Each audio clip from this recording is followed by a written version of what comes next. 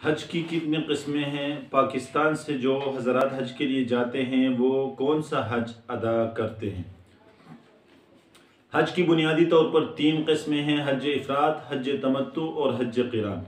हज इफ़राद का मतलब होता है कि हाजी जब हज के लिए निकलता है मीक़ात में या एयरपोर्ट में, जब वह इहराम बांधता है तो वो सिर्फ़ हज के लिए इहराम बांधता है।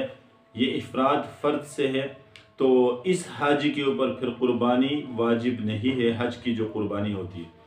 और हज तमत्तु का मतलब होता है कि हाजी जब हज के लिए एयरपोर्ट में इहराम बांधता है या मीक़ात में इहराम बांधता है तो वो उम्रा का इहराम बांधता है, हज का इहराम नहीं बांधता। फिर मक्का में जाता है, उम्रा की अदायगी करता है, उम्रा के तमाम अफ़आल करने के बाद आखिर में हलक़ करके वो इहराम खोल देता है, फिर हलाल होकर मक्का में रहता है। अब हज के दिनों में काफ़ी टाइम होता है, इस दौरान वो मज़ीद भी उम्रा कर सकता है, वो तवाफ़ करता रहे। इसके बाद हज के जब दिन आए 8 ज़िलहज्जा, तो इसे उसके लिए हज के लिए वो हुदूद हरम से दोबारा इहराम बांधेगा और हज की अदायगी करेगा। ये 2 अलग अलग इहराम से उसने उम्र को और हज को अदा किया।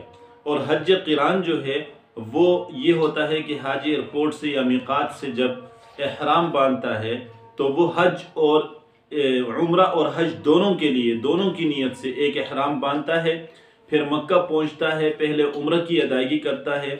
इसके बाद जो आखिर में वो जो हलक़ करके इहराम खोल देता था वो अमल नहीं करता, बल्कि हलक़ नहीं करता और इहराम ही में रहता है।